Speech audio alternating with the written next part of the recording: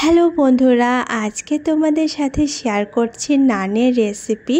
নানের অনেক রকম রেসিপি হয়, তবে এরকম সফট এরকম মজার নান একবার বানালে বুঝতে পারবে কতটা ভালো লাগছে। দেখতে পাচ্ছ কতটা সফট, কতটা সুন্দর ফুলেছে, ভিতরে একেবারে কাঁচা নেই। এরকম নান বানাতে এখানে নিয়েছি আমি 3 কাপ ময়দা।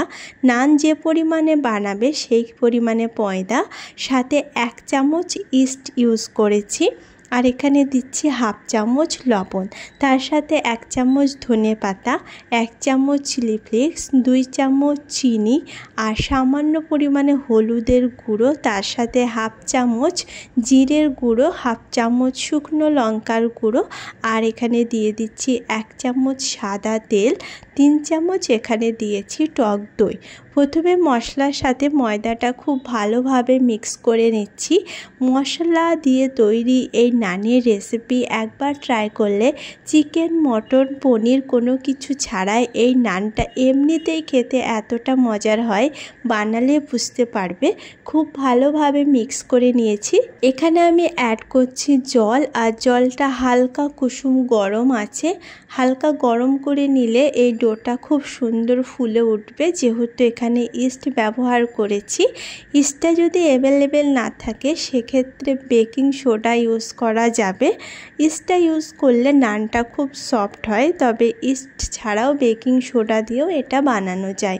ময়দাটা খুব ভালোভাবে মেখে নিতে হবে, যেহেতু এখানে ইস্ট ব্যবহার করেছি তাই ডোটা খুব সফট হবে।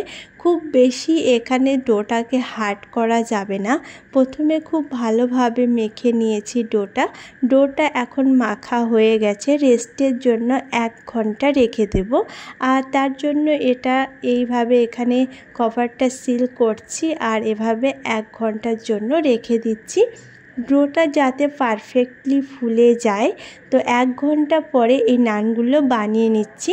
1 ঘন্টা পরে দেখতে পাচ্ছ ডোটা কীরকম ফুলে উঠেছে, পুরো ডবল হয়ে গেছে, আর ডোটা এখন পারফেক্টলি রেডি হয়ে গেছে। ডোটাকে ভালোভাবে ফুলতে দিতে হবে, টাইম দিতে হবে। দেখতে পাচ্ছ কতটা সফট, কতটা ফ্লফি হয়েছে।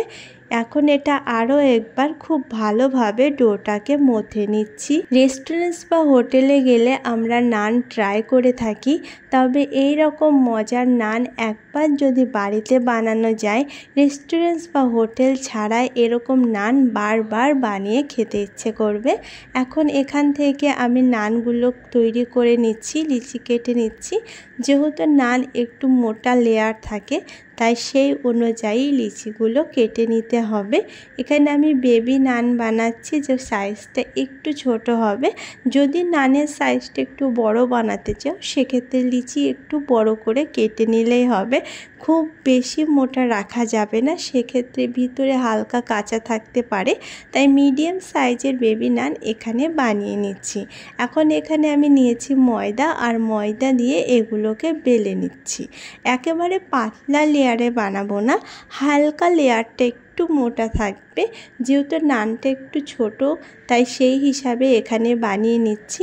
এখানে বেবি নান বানাচ্ছি, যে নানগুলো দেখতেও অনেক সুন্দর হয়, আর তার সাথে সাথে ভিতরে একেবারে কাঁচা থাকবে না, পুরো ফুলে উঠবে, আর খেতেও অনেক বেশি মজার হবে।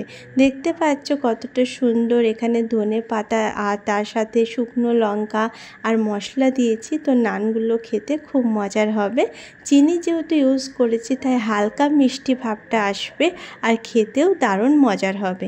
একটা সাইড হালকা সেঁকা হয়ে গেলে উল্টে দেব, আর যখনই উল্টে দেবে তখন ফ্লেমটাকে বাড়িয়ে দিতে হবে, ফ্লেমটাকে হাই রাখতে হবে। যখন উল্টে দেবে প্রথমে ফ্লেমটাকে লো রেখে দেব, আর এইভাবে দেখতে পাচ্ছ নানগুলো ফুলে উঠেছে।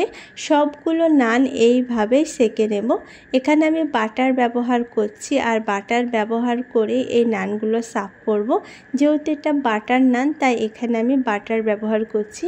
বাটারের জায়গায় যদি ঘি পছন্দ হয় সেক্ষেত্রে ঘি ব্যবহার করতে পারো, তবে নানে বাটারটাই বেশি ভালো লাগে। দুটো সাইড খুব ভালো করে সেঁকে নিয়েছি। এখন এর উপর দিয়ে দিচ্ছি বাটারটা এইভাবে লাগিয়ে নেব, আর গরম গরম এইগুলোকে সার্ভ করব। বাটার লাগিয়ে গরম গরম সার্ভ করলে খেতে দারুণই মজার হয়।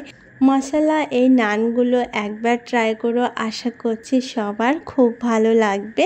আজকের রেসিপি যদি কোথাও ভালো লেগে থাকে অবশ্যই একটা লাইক করো। এরকম ইজি আর মজার রেসিপি দেখার জন্য আমার চ্যানেলকে সাবস্ক্রাইব করো।